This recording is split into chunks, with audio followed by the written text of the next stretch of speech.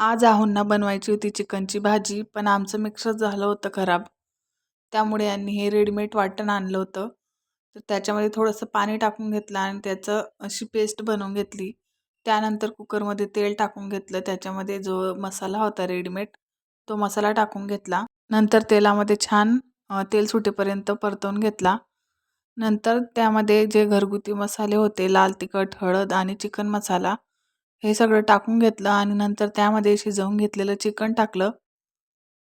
नंतर छान परतवून घेतलं आणि गरजेनुसार जेवढं पाणी लागणार होतं तेवढं पाणी टाकून घेतलं.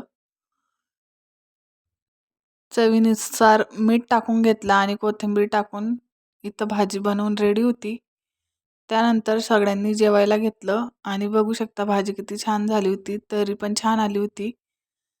तर असा होता आजचा मिनी ब्लॉग. आवडला असेल तर व्हिडिओला लाईक, शेअर आणि सबस्क्राईब करा. बाय.